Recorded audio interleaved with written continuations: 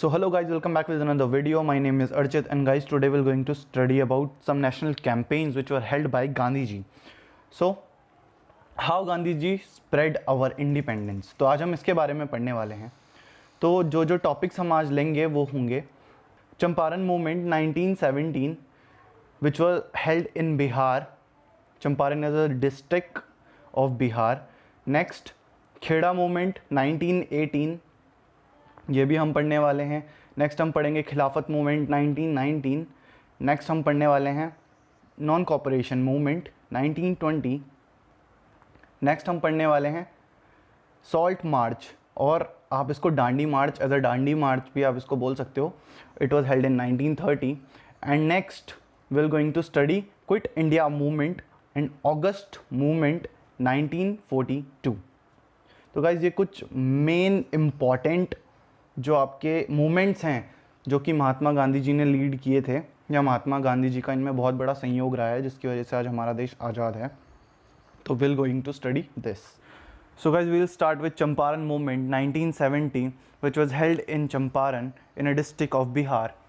तो गाइज ये जो बात है ये अर्ली 90s की है, जब ईस्ट इंडिया कंपनी हमारे इंडिया में जस्ट एंटर ही हुई थी, जस्ट फॉर ट्रेडिंग पर्पज़. तो उस टाइम पे उन लोगों ने एक बहुत ही ज़्यादा अच्छा ऑफ़र रखा था जो कि इंडिगो का था. तो इंडिया में कुछ प्लेसेस थे जहाँ पे, जिनमें से एक बिहार भी आता था. तो इस जगह पे इंडिगो की जो खेती थी वो बहुत ही ज़्यादा अच्छी होती थी. तो जो ईस्ट इंडिया कंपनी थी वो क्या करती थी, वो जो फार्मर्स थे, जो प्लीजेंट्स थे, वो उनको क्या करती थी, उनको एक अच्छे वेज देती थी, बहुत ही अच्छी इनकम देती थी, या मैं बोलूँ कि बहुत ही ज़्यादा अच्छा पैसा देती थी उनको इंडिगो उगाने. मतलब उनको बोलती थी कि आप इंडिगो उगाइए और हम उसको ट्रेड करेंगे बाहर, इंटरनेशनल मार्केट में उसकी सेल करेंगे. तो उस टाइम पे इंडिया एक ऐसी कंट्री थी जो कि इंडिगो सेल करती थी इंटरनेशनल मार्केट में. अब आप लोगों के दिमाग में बात आ रही होगी व्हाट इज़ इंडिगो. तो गाइज बेसिकली इंडिगो क्या होता था, एक नील होती थी और उससे क्या किया जाता था कि जो क्लोथ्स होते हैं उसमें कलर चढ़ाया जाता था. तो गाइज अब प्रॉब्लम इसमें कहाँ पे आई कि मूवमेंट हो गया, मतलब ये सारी प्रॉब्लम्स कहाँ से शुरू हुई, कैसे शुरू हुई, मैं आपको ये बताऊंगा. तो गाइज फर्स्ट रीज़न क्या था कि किसान इसको क्यों नहीं उगाना चाहते थे. जो इंडिगो था ना, वो एक तो बहुत लैंड को अनफर्टाइल कर देता था. मतलब उसके बाद उसमें बहुत टाइम तक कुछ तुम उगा नहीं सकते थे, वो लैंड को थोड़ा ख़राब कर देता था. उसको बहुत ज़्यादा पानी चाहिए होता था उगने के लिए. तो ये कुछ माइनर प्रॉब्लम्स थी, मैं मेजर नहीं बोलूँगा, माइनर प्रॉब्लम्स थी. और प्लीजेंट इस चीज़ से ठीक भी थे, मतलब उनको कोई ज़्यादा प्रॉब्लम नहीं थी. बट प्रॉब्लम कहाँ से शुरू हुई, जब इंटरनेशनल मार्केट में जर्मनी ने इंडिगो, आर्टिफिशियल इंडिगो बेचना स्टार्ट कर दिया, सेल करना स्टार्ट कर दिया. तो गाइज वहाँ से मेन प्रॉब्लम जो है वो अकर होनी शुरू हो गई. अब वो प्रॉब्लम कैसे हुई, वो जो इंडिगो था वो इंडिया के इंडिगो से बहुत ज़्यादा चीप था, क्योंकि वो आर्टिफिशियल था. और जो इंडिया का इंडिगो था वो क्या था, वो ऑथेंटिक इंडिगो था, और उसको उगाने में बहुत ज़्यादा टाइम लगता था. और as you know artificial things बहुत ज़्यादा जल्दी प्रिपेयर हो जाती है और बहुत चीप प्राइस में अवेलेबल भी होती हैं. तो जो इंडिया का मार्केट था, जो ट्रेड मार्केट था, वो बहुत जल्दी से मतलब डिक्रीज़ होने लग गया, उसका ग्राफ गिरने लग गया. तो वहाँ से प्रॉब्लम क्या स्टार्ट होती है कि जो ईस्ट इंडिया कंपनी थी, जो पैसा देती थी इंडिया के फार्मर्स को, उन्होंने वो पैसा देना कम कर दिया, या मैं बोलूँ बंद ही कर दिया एकदम से. और वो चाहते थे क्योंकि इंडिया के जो फार्मर्स थे वो इंडिगो उगाएं, बट इंडिया के फार्मर्स इंडिगो अब नहीं उगाना चाहते थे. बट उस टाइम तक ईस्ट इंडिया कंपनी ने अपनी जड़ें इतनी ज़्यादा जमा दी थी कि उनकी गवर्नमेंट भी उनकी थी, पुलिस वाले भी उनके थे, सब कुछ उनका था. तो जो बिहार के जो पीजेंट थे, चंपारण के जो पीजेंट थे, वो मना नहीं कर पाए, उनको उगानी ही पड़ी. तो गाइस क्या हुआ था यहाँ पे, जब उन लोगों ने बहुत ही ज़्यादा अत्याचार करना उन लोगों पे शुरू कर दिया, उनको पैसे नहीं देते थे, बहुत सारी दिक्कतें उनको उठानी पड़ी. उस टाइम पे वहाँ पे एंट्री हुई महात्मा गांधी की. और महात्मा गांधी की एंट्री होने के बाद जब महात्मा गांधी को ये चीज़ें पता चली, तो उन्होंने क्या किया, उन्होंने जितने भी विलेजर्स थे सबसे बातचीत करनी शुरू की, एक रिपोर्ट तैयार करी. उस रिपोर्ट को उन्होंने प्रेजेंट किया किसके सामने, ब्रिटिश गवर्नमेंट के सामने, कि ये परेशानियां इनको हो रही हैं. और वैसे भी क्योंकि इंडिगो का जो ट्रेड था वो ऑलमोस्ट ख़त्म हो रहा है, तो उसके बाद उनको ये प्रॉब्लम्स हो रही हैं. तो इस वजह से ब्रिटिश गवर्नमेंट ने उसमें थोड़ा ध्यान दिया.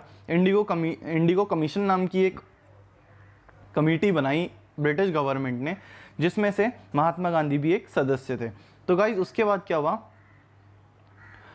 3 खतिया सिस्टम करके एक सिस्टम था उनके पास.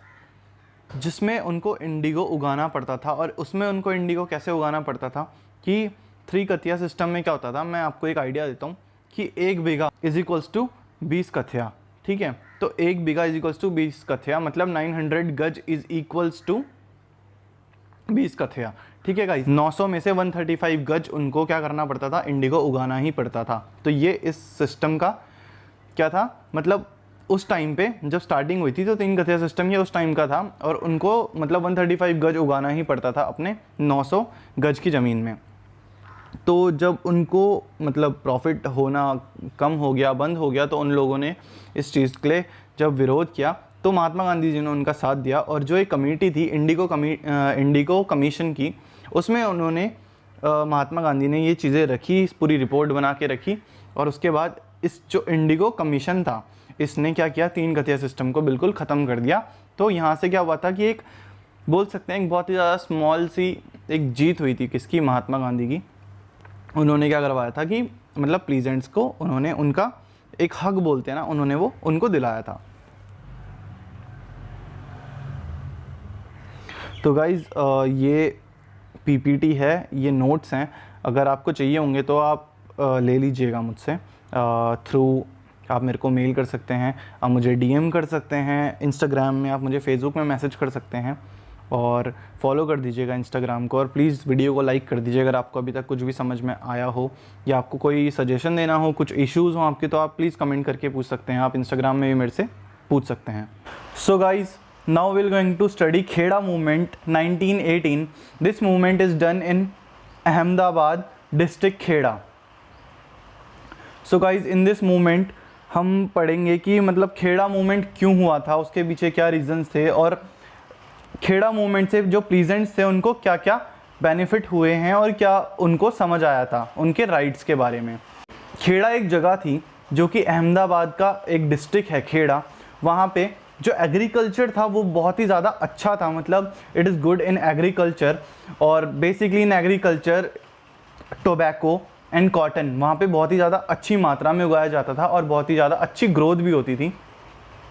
तो गाइज़ 1918 के उस दौर पे क्या हुआ था कि प्लेग अपने बिल्कुल जैसे आज के टाइम पे कोविड चल रहा है, वैसे उस टाइम पे प्लेग चल रहा था। थाउजेंड्स फार्मर्स और प्लीजेंट्स आर डाइंग एवरी डे। आज के टाइम पे तो फिर भी हमारे पास बहुत ज़्यादा चीज़ें हैं जिससे हम अपनी लाइफ सेव कर सकते हैं। उस टाइम पे न टेक्नोलॉजी थी, ना हॉस्पिटल्स इतने अच्छे। तो गाइज़ प्लेग उस समय अपनी पीक पे था, और इंडिया में उस टाइम पे बहुत ही ज़्यादा मतलब एक पेंडेमिक वाली सिचुएशन थी। उस सिचुएशन के अंडर में ब्रिटिश गवर्नमेंट ने क्या किया कि ब्रिटिश गवर्नमेंट ने मतलब एक रिसर्च स्टार्ट कर दी अर्लियर डेटा के बेसिस पे, जो खेड़ा के जो अर्लियर लैंड थी, एग्रीकल्चर लैंड थी, कि कितना एग्रीकल्चर हो रहा है खेड़ा के अंदर, क्या क्या हो रहा है, कितने मतलब। तो अर्लियर में जब तक वहाँ पे प्लेग नहीं था, जब तक वहाँ पे मतलब सब कुछ था, तो जैसे मैंने आपको बताया Kheda is very good in agriculture of tobacco and cotton. तो as per this data government ने क्या किया कि जो उनके टैक्सेस थे वो 23% कर दिए, ठीक है। मतलब उनके टैक्सेस जो थे वो 23% कर दिए, जिसकी वजह से जो प्लीजेंट्स थे वो एक गुजरात सभा में गए। तो उन्होंने वहाँ पाया कि जो गांधी जी थे वो वहाँ पे नहीं थे, Gandhi ji was not there, he is busy in somewhere else. Like वो अहमदाबाद मिल में उस टाइम पे अहमदाबाद वर्कर्स के साथ कंधे से कंधा मिला के चल रहे थे। जब ये बात गुजरात सभा में, जो वहाँ पे गांधी जी के बाद जो सबसे बड़े ओहदे में कोई थे, तो वहाँ पे सरदार वल्लभ भाई पटेल थे। तो सरदार वल्लभ भाई पटेल सेंड अ मैसेज और a mail to Gandhi ji about all this happening in Kheda. उस टाइम पे क्या हुआ, गांधी जी ने वहाँ से एक रिप्लाई किया कि as I am busy in Ahmedabad mill, till then you just do one thing, you go there in Kheda and एक सर्वे स्टार्ट करो जिसमें तुम ये रिपोर्ट बनाओ कि उनकी जो करंट सिचुएशन है वो ब्रिटिश गवर्नमेंट को हमें दिखानी है। As per the order Sardar Vallabh भाई पटेल वहाँ खेड़ा में अपने कुछ सहायकों के साथ गए, उन्होंने क्या किया कि जो पीजेंट्स थे, जो विलेजर्स थे, उनके साथ इंटरेक्शन करना शुरू किया, उनकी हर एक चीज़ पे एक पैटिशन उन्होंने तैयार किया जो कि उनको क्या करना था, ब्रिटिश गवर्नमेंट को आगे भेजना था। तो उन्होंने जब सब कुछ तैयार कर लिया, सारा पैटिशन, उन्होंने जितना भी डेटा था सब रीएनालिस करके उन सबको पूरा प्रिपेयर करके पैटिशन प्रिपेयर किया और उस पैटिशन को उठा के उन्होंने ब्रिटिश गवर्नमेंट के हवाले कर दिया या उनको उस रिपोर्ट को उनको प्रेजेंट किया। तो ब्रिटिश गवर्नमेंट ने उस पैटिशन को सीधा सीधा डिक्लाइन कर दिया, ये बोलते हुए कि हमने अपने गवर्नमेंट के जो उनके अधिकारी लोग थे, जो उनके वर्कर्स थे, उनसे उन्होंने डेटा एनालिसिस करवाया था और आपकी ये बात बिल्कुल गलत है कि 1/4, उस टाइम पे एक रूल था कि 1/4 से नीचे अगर क्रॉप नहीं होती है तो आपका जो लगान है, जो आपका टैक्स है, वो माफ़ कर दिया जाए। तो उन्होंने बताया कि 1/4 तो बहुत ही कम है, उससे भी अच्छी ग्रोथ जो है वो हुई है एग्रीकल्चर की, बट ऐसा हुआ नहीं था। और जैसे कि मैंने आपको बताया प्लेग का हाई टाइम था, तो उस समय many farmers are dying every day. तो ये जब बात गांधी जी को पता चली तो गांधी जी खेड़ा आए and then they started a satyagraha, a new movement which named Kheda movement. And guys, इस मूवमेंट की कुछ कंडीशंस थी। The first condition was the peasants और द फार्मर्स और the peoples will not pay the tax. Second, we will not go for any violence। Gandhi ji said we will not go for any violence। हम कोई भी violence यहाँ पे नहीं करेंगे, हम बहुत ही शांति प्रिय तरीके से हम क्या करेंगे, इस जो मूवमेंट है इसको चलाएंगे।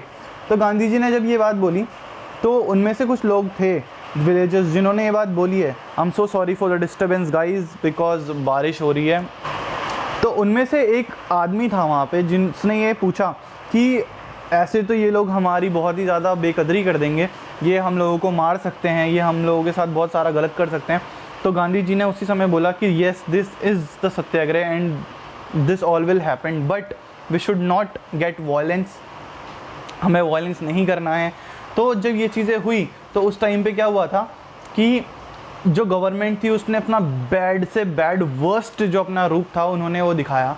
उन्होंने जो वहाँ के पीजेंट थे उन्हें मारा, उनकी जितनी भी ज़मीन थी, प्रॉपर्टीज़ थे, उनके कैटल्स थे, सब कुछ ले लिए अपने पास, घर, ज़मीन, जायदाद सब कुछ ले लिए। और इस बीच का था कि कुछ लोग थे, मतलब कुछ ऐसे बहुत ही ज़्यादा ज़मींदार थे जिनके पास बहुत ज़्यादा पैसा था, तो वो अपना टैक्स टाइम टू टाइम भर पाते थे, मतलब उनको इतनी प्रॉब्लम नहीं होती थी। बट जब ये सब हुआ, बहुत सारी चीज़ें हुई, बहुत प्लीजेंट्स को मारा गया, गांधी जी इन सबको जेल में behind the bars, they are took behind the bars and all this happens, still they didn't pay the tax। और जब उन्होंने टैक्स नहीं भरा तो गवर्नमेंट की जो स्थिति थी वो धीरे धीरे करके बिगड़नी शुरू हो गई। जब स्थिति बिगड़नी शुरू हुई तो हार मान के गवर्नमेंट को क्या करना पड़ा, डिसीजन लेना पड़ा।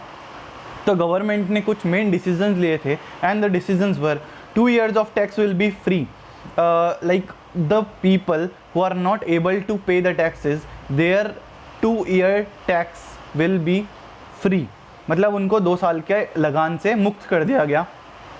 And only those who are well to do, like जिनके पास इतना है कि वो कर सकते हैं, सिर्फ वही लोग क्या करेंगे, टैक्स भरेंगे। और land will be given back, जितनी भी लैंड्स उन्होंने ली थी वो सब उन्होंने वापस दे दी थी प्लीजेंट्स को। Tax will be and taxes will be decreased, reduced. जो मतलब टैक्सेस उन्होंने 23% से इंक्रीज कर दिए थे, वो उन्होंने क्या बोला कि हम इसके ऊपर फिर से विचार करके इसको क्या करेंगे, कम करेंगे। तो गाइज इस सब सिचुएशन से क्या हुआ कि जो खेड़ा मूवमेंट था उसके जो पीजेंट्स थे, जो फार्मर्स थे, are aware of their rights and regulations, कि हमारे पास क्या राइट्स है और क्या रेगुलेशंस है और हम कैसे कैसे करके अपनी बातें मनवा सकते हैं, किससे, गवर्नमेंट से। तो guys this is all about Kheda movement. I hope you are understanding the video. Please hit the like button and subscribe the channel please। So guys, next is Khilafat movement 1919। So when first world war was exist, in this war guys, in this war 2 main powers were there। first is allied power, second is central power। for Khilafat movement you have to understand this कि जो allied powers थी उनमें थे British, France, Russia, Italy, और जो central powers थी उसमें थे जर्मनी, ऑस्ट्रिया हंगरी, बुल्गारिया और ऑटोमन एम्पायर। नाउ गाइज ये सब आपने सुना होगा, बट ऑटोमन एम्पायर, जो ये ऑटोमन एम्पायर था, यही खिलाफत मूवमेंट की स्टार्टिंग था। तो गाइज अब आप लोग सोच रहे होंगे कि ऑटोमन एम्पायर में ऐसा क्या था। तो गाइज ऑटोमन एम्पायर को कैसे फाउंड किया गया था, जो तुर्किश ट्राइब्स थे उन्होंने ऑटोमन एम्पायर को मतलब हम बोल सकते हैं कि स्टैब्लिश किया था। और जो वहाँ के किंग थे, सुल्तान थे, उन्हें क्या बोलते थे, कैलिफ बोलते थे।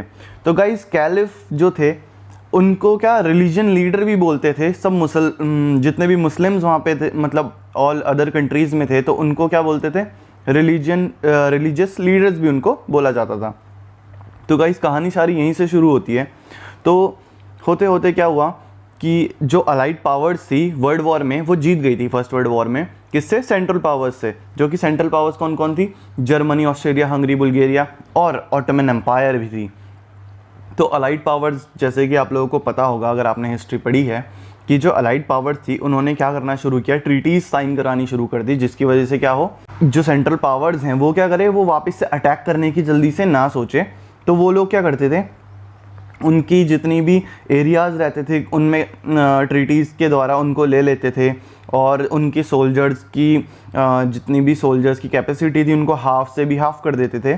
तो ऐसे करके वो क्या करते थे, वो ट्रीटीज साइन करवाते थे।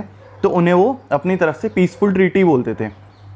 तो गाइज क्या हुआ कि उस टाइम पे एक ट्रीटी ऑटोमन एम्पायर से भी साइन कराने के लिए बोली गई, जिसका नाम था ट्रीटी ऑफ सेवरेस।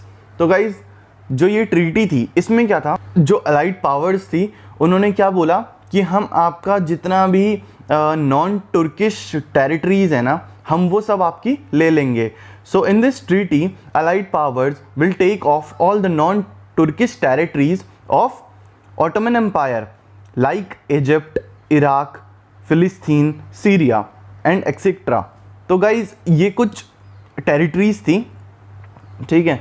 तो उसके बाद क्या होता है कि जो कैलिफ हैं वो, जैसे मैंने आपको बताया, वो रिलीजियस लीडर हैं किसके, all Muslims all over the world. मतलब बहुत सारी जगह में जो मुस्लिम्स रहते थे उनके वो क्या थे, रिलीजियस लीडर थे।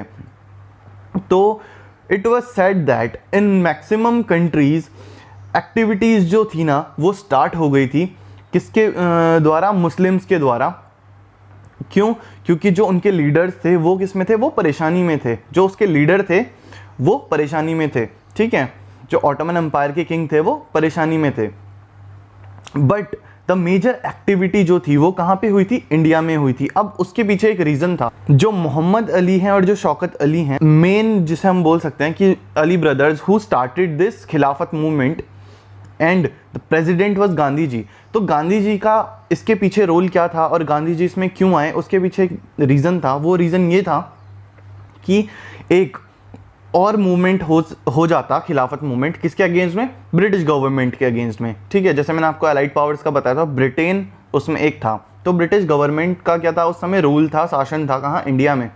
तो ये बोला जाता है कि गांधी जी इसीलिए उनके साथ आए थे, क्यों, एक मूवमेंट हो जाएगा, और सेकेंड थिंग क्या होगी, जो मुस्लिम्स होंगे उनकी मेजॉरिटी क्या होगी, गांधी जी को ज्वाइन कर लेगी इन फर्दर। अगर आगे कुछ हुआ, जैसे आगे और कोई मूवमेंट हुए, तो इस वजह से वो मुस्लिम मेजॉरिटी भी गांधी जी के सपोर्ट में हो जाती। अब हम बात करते हैं कि इस चीज़ में, मतलब ये जो खिलाफत मूवमेंट था, इसमें किस किस चीज़ों का ध्यान दिया गया था, क्या क्या चीज़ें थी जिससे ब्रिटिश को क्या हुआ, नुकसान पहुंचाने की कोशिश करी गई नॉन वायलेंस तरीके से। तो it was said that British good should be boycott, कि जो ब्रिटिश गुड थे उनको क्या करना है, बॉयकॉट कर देना है। सेकंड क्या था कि हमें मतलब हमें कॉर्पोरेट नहीं करना है किसके साथ, ब्रिटिश गवर्नमेंट के साथ, हमें नॉन कॉपरेटिव अब मूवमेंट चलाना है। अब हम नेक्स्ट पढ़ेंगे ना, जो वो नॉन कॉपरेटिव मूवमेंट ही होगा। जब गांधी जी ने बोला कि हमें ब्रिटिश गवर्नमेंट के साथ नॉन कॉर्पोरेशन दिखाना है, उसके बाद क्या हुआ, ब्रिटिश गवर्नमेंट थी, उन्होंने क्या किया, जो मोहम्मद अली थे उनको क्या कर दिया, अरेस्ट कर दिया। और इन the mean while treaty of Sevres जो थी ना, वो ऑटोमन एम्पायर के जो सुल्तान थे, जो किंग थे, उन्होंने उस ट्रीटी को साइन कर दिया, जिसकी वजह से क्या हुआ, खिलाफत मूवमेंट यहीं पे एंड हो गया। तो गाइज खिलाफत मूवमेंट यहीं पे एंड हो जाता है। So guys the next movement is non cooperation movement 1920। तो गाइज ये जो मूवमेंट था ये one of the biggest movement था इंडिया में जो महात्मा गांधी जी के द्वारा किया गया था। ये जो मूवमेंट था ये उन मूवमेंट में से था जिसकी वजह से हमें बोल सकते हैं कि हमें इंडिपेंडेंस मिली, जिसकी इस मूवमेंट की वजह से ब्रिटिशर्स जो थे बहुत ही ज़्यादा घबरा गए थे, बहुत ही ज़्यादा डर गए थे। तो गाइज नॉन कोऑपरेशन मूवमेंट में क्या था, जब जलियांवाला बाग मैसेगर हुआ था तो उस वजह से गांधी जी को क्या हुआ था, बहुत ही ज़्यादा दुख हुआ था, क्योंकि उस मैसेगर में लॉर्ड डायन करके कोई था, उसने क्या किया था, उसने बहुत सारे जो पीपल से उन लोगों को जलियांवाला बाग में बुलाया था और वहाँ पे जो मेन गेट से उनको बंद करके और सबको गोलियों से मार दिया था, जान से मार दिया था गोलियों से, और इतना गंदा मारा था गोलियों से कि आज तक वो जो मिट्टी है वो रेड कलर की है, बहुत सारे वहाँ पे निशान वगैरह बने हुए हैं। तो अब हम बात करते हैं नॉन कोऑपरेशन मूवमेंट की। तो नॉन कोऑपरेशन मूवमेंट कुछ चीज़ों की वजह से ज़्यादा बोलते हैं ना कि ज़्यादा आग पकड़ ली थी नॉन कोऑपरेशन मूवमेंट ने। तो वो कुछ जो मूवमेंट थे वो थे, एक जलियांवाला मैसेगर था, ये कुछ थे जो ब्रिटिश ने सप्रेस करने के लिए, मतलब मूवमेंट सप्रेस करने के लिए ब्रिटिशर्स ने ये चीज़ें लागू करी थी, उसकी वजह से लोगों का गुस्सा भड़का था। ठीक है, तो जलियांवाला बाग मैसेगर एक था उनमें से, रॉलेट एक्ट उनमें से एक था। और इस एक्ट में क्या हुआ था, ये इस एक्ट को ब्लैक एक्ट भी बोलते हैं। इसमें क्या हुआ था गाइस, बेसिकली ब्रिटिश गवर्नमेंट को कुछ नहीं करना होता था, वो सीधा उठाते थे और बंदे को जेल में डाल देते थे, चाहे वो दिन हो, सुबह हो, शाम हो, रात हो, कभी भी जाते थे। जिनको मतलब कुछ एविडेंस नहीं चाहिए, कुछ नहीं चाहिए, नो अपील, नो दलील, nothing, they just took the person and put the person behind the bars. तो this happenings in British Raj. And next फिर खिलाफत मूवमेंट था। तो गाइज ये सारी चीज़ें जो हो रही थी, तो इसलिए नॉन कोऑपरेशन मूवमेंट आगे आया। और ये जो नॉन कोऑपरेशन मूवमेंट था ये किसने किया था, गांधी जी ने किया था। तो इसमें क्या हुआ था, एज आई सेड कि नॉन कोऑपरेशन मूवमेंट होने से पहले जो खिलाफत मूवमेंट हुआ था उसमें क्या था, गांधी जी को चुना गया था और गांधी जी ने इसीलिए उसमें मदद की थी क्योंकि ब्रिटिश के अगेंस्ट था। सेकंड थिंग, उसमें मेजॉरिटी ऑफ मुस्लिम्स जो थे उनकी मेजॉरिटी थी। तो गांधी जी को एक आइडिया आया, गांधी जी ने सोचा क्यों ना खिलाफत मूवमेंट के साथ साथ मैं एक और मूवमेंट स्टार्ट कर दूं जिसमें हिंदू बहुत ज़्यादा मात्रा में क्या करें, एक साथ आ जाएं। तो हिंदू और मुस्लिम्स की जो मेजॉरिटी बनेगी, जो एक यूनिटी बनेगी, उससे क्या होगा, ब्रिटिश गवर्नमेंट डर जाएगी कि इतने सारे लोग एक साथ हो चुके हैं। ठीक है, और कुछ हुआ भी इसी तरीके से कि जब खिलाफत मूवमेंट चल रहा था उसी बीच गांधी जी ने नॉन कोऑपरेशन मूवमेंट क्या किया, स्टार्ट कर दिया। और जैसे ही उन्होंने नॉन कोऑपरेशन मूवमेंट स्टार्ट किया, all over the India Hindu और मुस्लिम की जो मेजॉरिटी हुई वो बहुत ही ज़्यादा बड़े स्तर पे हुई थी, बहुत ही ज़्यादा बड़ा स्केल था। एंड इस वजह से क्या हुआ कि हिंदूज तो रेडी थे किसी एक न्यू मूवमेंट के आने के लिए। क्यों? क्योंकि उनको जवाब देना था, किसका, रॉलेट एक्ट का देना था, जलियांवाला बाग मैसेगर का देना था, और मुस्लिम्स को किसका देना था, जो खिलाफत मूवमेंट हुआ था उसका देना था। बट जैसे कि आपको पता है खिलाफत मूवमेंट खत्म हो गया था, बट उसके आड़ में नॉन कोऑपरेशन मूवमेंट स्टार्ट हो चुका था। और जैसे ही नॉन कोऑपरेशन मूवमेंट स्टार्ट हुआ, उस चीज़ में क्या, उस मूवमेंट में गांधी जी ने कुछ स्पेसिफिक चीज़ें थी जो कि बॉयकॉट करने के लिए कहा था। दो specific things are government schools, colleges और जितने भी एजुकेशनल इंस्टीट्यूट थे उन सबको बॉयकॉट करने के लिए कहा था, कोर्ट्स को बॉयकॉट करने के लिए कहा था, गवर्नमेंट सर्विसेज, अगर आप गवर्नमेंट सर्विसेज के लिए अप्लाई कर रहे हैं तो उसके लिए बॉयकॉट करने के लिए कहा था, अगर आप हैं तो आपको क्या रिज़ाइन दे देने के लिए कहा था, फॉरेन गुड्स को, और जितने भी इलेक्शंस वगैरह थे उन सबको मतलब क्या कहा था, मना कर दिया था, साफ बॉयकॉट करने के लिए बोल दिया था, रिफ्यूजिंग टू पे टैक्सेस और इन सब चीज़ों को बॉयकॉट करने के लिए बोल दिया था। और लोगों ने वैसा किया भी, जिसकी वजह से क्या हुआ कि जो गवर्नमेंट था ना, गवर्नमेंट का जो पूरा जिसे बोलते हैं लेवल था वो हिल चुका था। क्यों? क्योंकि टैक्सेस नहीं आ रहे थे तो कहीं से कुछ आमदनी नहीं हो रही थी। ठीक है, और सर्विसेज नहीं थी, लोग सर्विसेज में इंटरेस्टेड नहीं थे, स्कूल्स नहीं चल रहे थे, कॉलेजेस नहीं चल रहे थे, कोर्ट नहीं चल रहे थे, कुछ नहीं चल रहा था। तो क्या हुआ था कि ब्रिटिश गवर्नमेंट को अब समझ आने लगा था कि उनको कुछ ना कुछ एक्शन इसके अगेंस्ट लेना पड़ेगा। तो उन्होंने क्या एक्शन लिया, when the movement on its peak the British government started suppressing the movement. उन्होंने क्या किया, मूवमेंट को सप्रेस करना स्टार्ट कर दिया। दैट इज़ वेरी बैड, जो कि क्या था, बहुत ही ज़्यादा बुरा था। So what the government started, they arrest the leaders. उन्होंने क्या किया, उन्होंने लीडर्स को अरेस्ट करना शुरू कर दिया। और इसके चलते जैसे जैसे लीडर्स अरेस्ट होना शुरू हुए तो लोगों ने अलग अलग स्टेट्स में अलग अलग तरीके से क्या करना शुरू किया, प्रोटेस्ट करना शुरू किया नॉन कॉपरेशन मूवमेंट के तहत। और गाइज नॉन कॉपरेशन मूवमेंट धीरे धीरे देखते ही देखते जबकि सारे लीडर्स अरेस्ट हो चुके थे, देखते ही देखते इतना ज़्यादा हाई पीक पे पहुंच गया जिसकी कोई हद नहीं थी। नाउ क्या हुआ कि जो ब्रिटिश गवर्नमेंट थी वो स्टिल डरना शुरू हो गई थी और कुछ ऐसी चीज़ें हुई जिसकी वजह से क्या हुआ, नॉन कॉपरेशन मूवमेंट को वापस करना पड़ा, विड्रॉ करना पड़ा। किसने? गांधी जी ने विड्रॉ कर दिया था। वो क्यों किया था, उसके पीछे एक रीज़न था।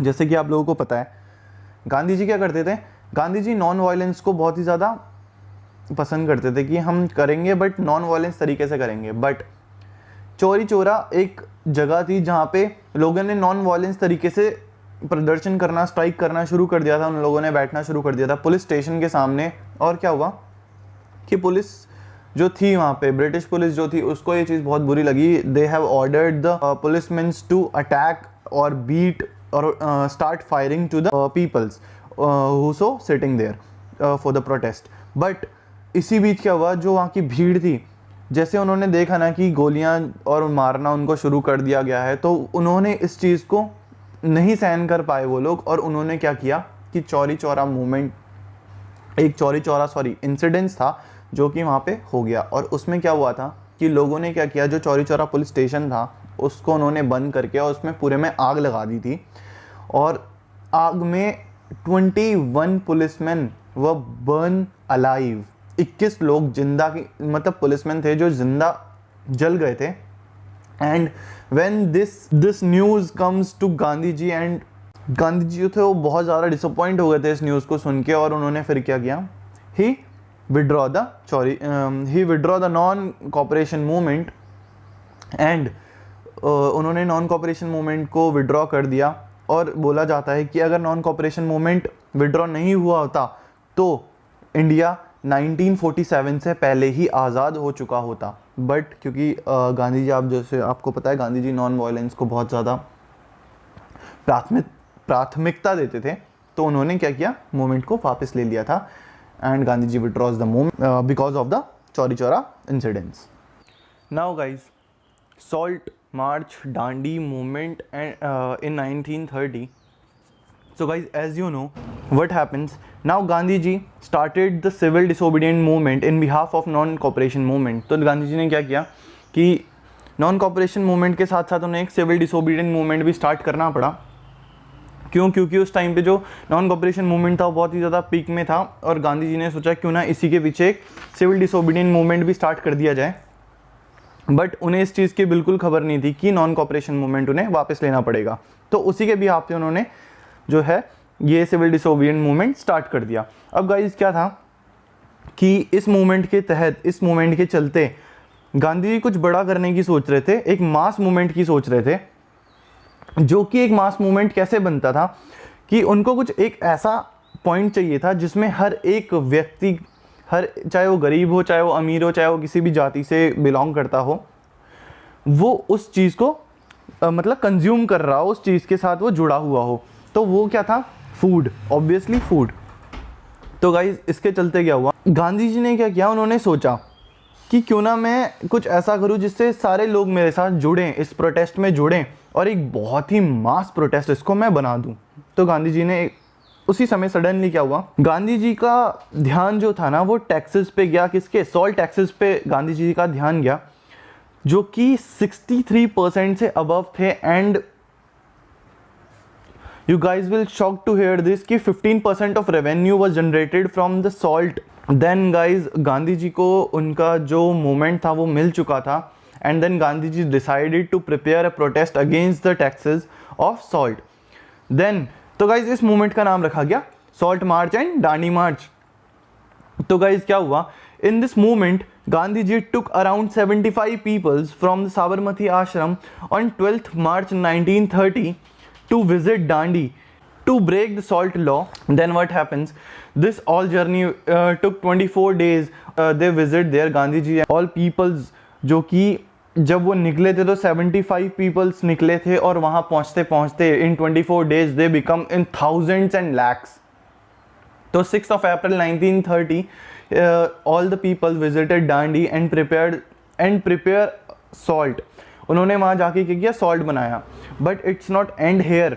उसी समय क्या हुआ कि गांधी जी को एक आइडिया आया कि क्यों ना ये चीज़ मैं और एक अच्छे स्तर पर करूं और इसको एक और बड़ा मूवमेंट बनाऊं, ठीक है, क्योंकि लाखों लोग तो इस मूवमेंट के साथ जुड़ ही चुके थे और यहाँ पे इस मूवमेंट को ख़त्म करने का कुछ मतलब बन नहीं रहा था। तो गांधी जी ने सोचा कि क्यों ना मैं लॉर्ड इरविन को एक लेटर करूँ, एक मैसेज करूँ कि मैं क्या कर रहा हूँ, धराशन एक सॉल्ट फैक्ट्री थी वहाँ पे, मैं वहाँ जा रहा हूँ, जो कि 125 किलोमीटर दूर थी कहाँ से, डांडी से। तो उन्होंने बोला कि मैं वहाँ जा रहा हूँ और we guys are raiding on that factory, हम रेड कर रहे हैं उस फैक्ट्री में, and if you having any guts to stop us you come and stop us. क्योंकि गांधी जी चाहते थे कि ब्रिटिश सरकार उनको रोके, ठीक है। और जब लाखों की, तो ब्रिटिश सरकार ने क्या किया, सोचा कि अभी तो ये मूवमेंट स्टार्ट हुआ है, because this is the starting of the movement and thousands and lakhs of peoples were joining this movement, so this movement should be stopped as soon as possible. तो लॉर्ड इरविन ने क्या किया, फटाफट they started suppress the movement, and while suppressing the movement he started arresting the main leaders of the Congress like Gandhi ji, उनके साथ सरदार वल्लभ भाई Patel and lots of more leaders were arrested. Then what happens कि ये जो मूवमेंट था ये रुकने का नाम नहीं ले रहा था और इसको फिर लीड करना शुरू किया। कभी उनकी वाइफ इसे लीड करती थी, तब उनकी वाइफ को भी, कस्तूरबा गांधी जो कि गांधी जी की वाइफ थी, उनको भी क्या किया, जेल में डाल दिया था। देन ये जो मूवमेंट था ये किसने संभाला, सरोजनी नायडू ने इसको संभाला, and she keep starting the march and went to Dharasana. जब वो वहाँ पहुंचे, क्या हुआ कि जो पुलिस वाले वहाँ पे थे उन्होंने क्या किया, उन्होंने अटैक कर दिया। किस पे, प्रोटेस्टर्स पे, उन लाखों की भीड़ पे, उन हज़ारों की भीड़ पे क्या किया, पुलिस वालों ने बेरहमी से लाठी चार्ज करना स्टार्ट कर दिया। बट कि जब ये लॉ तोड़ा जा रहा था तो वहाँ पे मीडिया थी एंड वर्ल्ड वाइड मीडिया थी वहाँ पे उस टाइम तक, क्योंकि ये क्या हुआ था, एक इंटरनेशनल मसला बन गया था, क्योंकि किसी ने डायरेक्ट लॉर्ड इरविन को एक लेटर भेजा था कि हम क्या कर रहे हैं, रेड कर रहे हैं आपकी फैक्ट्री पे, ब्रिटिशर्स की फैक्ट्री पे, और ये इंटरनेशनल मसला बन गया था। तो क्या हुआ था कि पुलिस वालों ने वहाँ पे बहुत ही बेरहमी से लोगों को मारना शुरू कर। जो मीडिया थी उसने ये पूरा जो the thing were happen there, this beating and all, they posted the same thing in international newspapers and they showed this thing to international radio stations। और इसकी वजह से क्या हुआ, जो ब्रिटिशर्स थे उन पे बहुत ही ज़्यादा मतलब प्रेशर आने लग गया कि नहीं आप ये लोग ये चीज़ बहुत गलत कर रहे हो, जिसकी वजह से लॉर्ड इरविन को अपने अपर सीनियर अथॉरिटीज़ को जवाब भी देना पड़ा। इन the mean while Simon commission were discussed in the London, but क्या हुआ था कि कांग्रेस पार्टी एक बहुत ही बड़ी पार्टी बन चुकी थी उस टाइम तक, and Congress party was also invited to the Simon Commission. But क्योंकि कांग्रेस पार्टी कहाँ बिजी थी, डांडी मार्च में बिजी, तो they didn't come for the Simon Commission, and what happens, the commission was failed, the first round table conference was failed. Then what happens next, जो Irwin थे, Lord Irwin थे, Lord Irwin को क्या बोला गया कि Lord Irwin को उनके जो अपर सीनियर अथॉरिटीज़ थी, they asked Lord Irwin to communicate with the Congress leaders, उन लीडर्स के पास जाइए और आप उनसे बात कीजिए to join the second table conference. Lord Irwin को क्या करना पड़ा, गांधी जी के पास जाना पड़ा, and they asked Gandhi ji कि आप सेकेंड टेबल कॉन्फ्रेंस ज्वाइन करिए। और ज्वाइन करने के लिए गांधी जी और इरविन ने क्या किया था, लॉर्ड इरविन ने क्या किया था कि एक, you have heard about a pact, Gandhi and Irwin pact, so इस बीच इन 15 दिनों में यही हुआ था, यही पैक्ट साइन किया गया था। कुछ term and conditions Gandhi ji ने बताई थी, कुछ टर्म एंड कंडीशंस इरविन ने बताई थी, जो कि गांधी जी ने और इरविन ने दोनों एक्सेप्ट की थी, and they sign the Irwin pact, Gandhi and Irwin pact. And then Gandhi ji ended the civil disobedient movement और the civil disobedient movement. Gandhi ji ने क्या किया, डिसोबीडियंट मूवमेंट खत्म कर दिया। और ये डिसोबीडियंट मूवमेंट क्या था, ये सॉल्ट मार्च था, ठीक है गाइज। तो इन्होंने क्या, गांधी जी ने क्या किया, वो मूवमेंट क्या किया, खत्म कर दिया। एंड गांधी जी डिसाइडेड कि अब मैं घर तभी जाऊंगा जब इंडिया क्या होगा, आज़ाद हो जाएगा। एंड घर इन द सेंस साबरमती आश्रम वो तभी जाएंगे जब इंडिया क्या होगा, आज़ाद। So this happens in salt march और डांडी मार्च और civil disobedient movement. So guys, quit India movement और अगस्त movement 1942 in world war second. क्या हुआ था गाइज, जब ये सब हो रहा था तो वर्ल्ड वॉर सेकेंड उस समय चल रहा था and Japan and British these two countries are fighting with each other in world war second. तो इसमें क्या हुआ था कि जो इंडियन लीडर्स थे, जो कांग्रेस लीडर्स थे, उनके दिमाग में सिर्फ एक ही चीज़ चल रही थी कि if Japan can attack India, because India on the time India is the British territory और ब्रिटिश कॉलोनी, तो ये हो सकता था, दिस इज़ क्वाइट पॉसिबल कि जो जापान है वो क्या करे, इंडिया पे अटैक कर दे। तो यही सब सोच के उस समय गांधी जी ने क्या किया, गांधी जी ने सोचा कि ये हमारे पास एक हाई टाइम है, क्योंकि ब्रिटिश क्या है दोनों तरफ से फंसा हुआ है, कि वो वर्ल्ड वॉर में भी फंसा हुआ है, ऊपर से they have a fair of Japan कि जापान कहीं अटैक ना कर दे। एंड हम उनको एक और चीज़ क्या कर सकते हैं, हम एक और दर्द हम उन्हें दे सकते हैं, क्या करके कि हम एक मास प्रोटेस्ट क्या करें, एक मास मूवमेंट स्टैब्लिश कर दें, स्टार्ट कर दें इंडिया के अंदर, जिसकी वजह से क्या हो, इंडिया के जो पीपल हैं वो सपोर्ट करना बंद कर दे ब्रिटिशर्स को। तो गाइज इसी बीच में क्या हुआ, वर्धा एक प्लेस है, ठीक है, तो वर्धा में 1942 जुलाई में महात्मा गांधी जी ने क्या किया कि क्विट इंडिया रेजोल्यूशन पास कर दिया, ठीक है। This is the mass movement passed by Mahatma Gandhi ji. So in 9 August 1942 Gowalia tank Bombay, in this day quit India movement was launched officially. So in this Gandhi ji ने क्या किया था, एक स्लोगन निकाला था, डू और डाई, करो या मरो। This time we want complete independence, this is the words of Gandhi ji, this time we want the complete independence from the Britishers, do or die। so उसके अगेंस्ट में क्या हुआ कि गांधी जी ने कुछ इंफॉर्मेशन बोल सकते हैं या इंस्ट्रक्शंस बोल सकते हैं दिया था, किसको, जो पीपल्स थे। तो गवर्नमेंट ऑफिशियल्स के लिए क्या था कि they should not have to resign the posts they are having, but they have to support the national Congress openly. और सेम विद सोल्जर्स, कि उन्होंने सोल्जर्स को क्या बोला था कि they should not have to follow the orders of British government, जो उनके ऑर्डर्स थे ब्रिटिश गवर्नमेंट के, जो वो देते थे, आपको क्या करना है, आपको इंडियंस पे गोली चलानी है, आपको अपने लोगों पे गोली चलानी है। तो ये इंस्ट्रक्शंस दिए गए थे सोल्जर्स को कि आपको ये नहीं करना है। एंड जो पीजेंट्स थे उनको क्या बोला था कि आपको टैक्स नहीं भरना है, लैंड रेवेन्यू नहीं भरना है, कुछ नहीं भरना है। तो ये सारी चीज़ें क्या की थी, बोली गई थी। तो जब गवर्नमेंट को इस बारे में पता चला, कुछ ही टाइम हुआ था, मैं बोलूँ कुछ ही घंटे हुए थे, तो गवर्नमेंट ने क्या किया, government start suppressing the movement. क्यों, क्योंकि उनको पता था कि अगर इंडिया के अंदर से ही प्रोटेस्ट होना शुरू हो गया तो क्या होगा कि वर्ल्ड वॉर जो वॉर हो रही है उनमें उनको बहुत ज़्यादा इफेक्ट होने वाला है। तो the government started suppress the movement in the starting only, they took all the leaders and put them behind the bar। at the same time Gandhi ji ने एक और चीज़ बोली थी पीपल्स को कि वो क्या कर सकते हैं, जो ब्रिटिशर्स होंगे, जो गवर्नमेंट होगी, वो क्या करेगी, वो पूरी कोशिश करेगी मूवमेंट को सप्रेस करने की, और इसके लिए वो क्या करेगी, वो आप लोगों को तो जल्दी से नहीं पकड़ सकते हैं, but the leaders are the first, जो इनको वो क्या कर सकती है, जेल में डाल सकती है। And the same happens. तो गांधी जी ने पीपल्स को पहले ही ये चीज़ बोली थी कि you are free from my side, you can do whatever you want to do, and this time आपको जो मर्जी करना है करिए, बट नॉन वायलेंस तरीके से करिए, और आप फ्री हैं, आपको आप खुद के मतलब आप खुद से ही अपने आप को गाइड कर सकते हैं। बट व्हाट हैपन्स, सब कुछ उल्टा पुल्टा हो गया।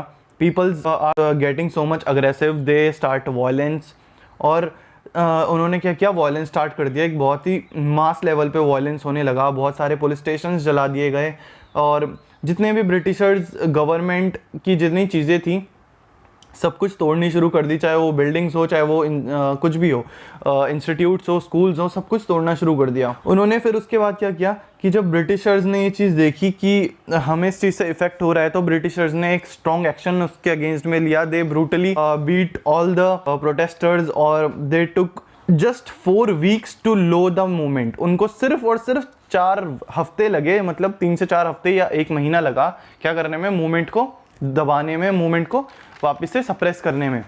बट ये मूवमेंट क्या था, ये मूवमेंट बहुत बड़ा मूवमेंट था, और ये ऐसे नहीं चुप होने वाला था। तो जब लोगों ने ये चीज़ देखी, तो व्हाट हैपन नेक्स्ट कि जो लीडर्स थे, कुछ लीडर्स क्या हुए, अंडरग्राउंड हो गए, वो they are starting preparing some new plans for against British government. तो इन द मीन वाइल उन्होंने प्लान्स क्या क्या किया, उन्होंने कुछ प्लान्स ऐसे बनाए जिनसे क्या हो, यूनिटी बढ़े, किसमें, इंडिया के जो पीपल्स थे उनमें यूनिटी बढ़े। तो उन्होंने क्या किया, they started a radio programme for influence the people for the movement. उन्होंने क्या किया, एक रेडियो स्टेशन स्टार्ट किया जिसमें उन्होंने एक रेडियो प्रोग्राम स्टार्ट किया था, जिसमें क्या था कि उनको इन्फ्लुएंस करना था पीपल को ऑल ओवर द इंडिया, कि वो क्या करें, मूवमेंट में अपना सहयोग दें। ठीक है, और ये चीज़ काम भी आई, और ये सब सुन के मूवमेंट में बहुत ज़्यादा फिर से क्या हुआ, आग पकड़नी शुरू हो गई। जैसे ये ब्रिटिश गवर्नमेंट ने देखा तो उन्होंने क्या किया, they found the place, they found जहाँ से ये सारा रिकॉर्ड होता था और वायरल होता था, और उन्होंने उस जगह को क्या किया, अपने अंडर में ले लिया। इन द मीन वाइल क्या हुआ, ब्रिटिश गवर्नमेंट जो थी वो गांधी जी को क्या करने लगी, फोर्स करने लगी that you have to go out, and आपको क्या करना है कि आपको ये जितना भी प्रोटेस्ट चल रहा है ये आपको बंद करना है, बहुत ही ज़्यादा वायलेंस इसमें हो रहा है। But this time Gandhi ji strictly से no to the British government. And then जब ये चीज़ ज़्यादा ही होने लगी, वो उन्होंने क्या किया, गांधी जी को बहुत ज़्यादा फोर्स करना शुरू कर दिया। तब Gandhi ji started 21 days fast from the jail to boost the campaign.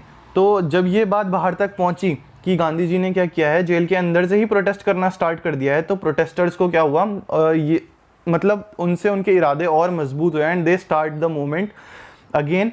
And this time क्या हुआ, ये मूवमेंट और ही ज़्यादा क्या हुआ, वायलेंस तरीके से बढ़ता चले गया।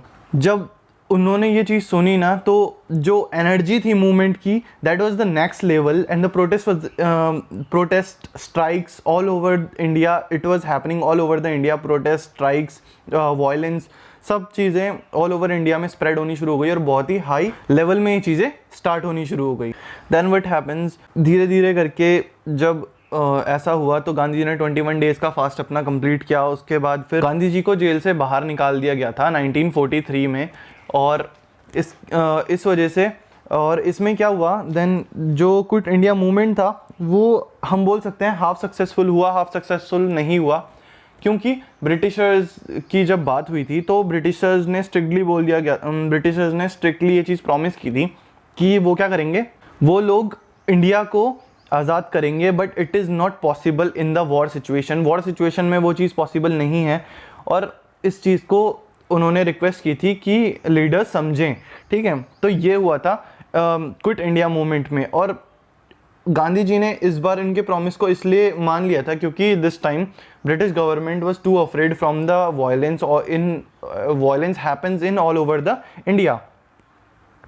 और गाइज इसी वजह से क्या हुआ, ब्रिटिश गवर्नमेंट ने उसके बाद कुछ टाइम बाद क्या किया कि इंडिया को जो पावर थी, इंडिया को वो पावर प्रोवाइड करना शुरू कर दिया। धीरे धीरे करके उन्होंने इंडिया को अपने कॉन्स्टिट्यूशन बनाने, मतलब उन्होंने इंडिया को अलाउ किया कि वो अपना कॉन्स्टिट्यूशन बनाए, उनमें उनकी हेल्प करी, and at the end India क्या हुआ, आज़ाद हो गया। And it is said that quit India movement and the August movement is one of the mass movement which was held by Gandhi ji and which helped India to face the independence, or to take the independence from the British.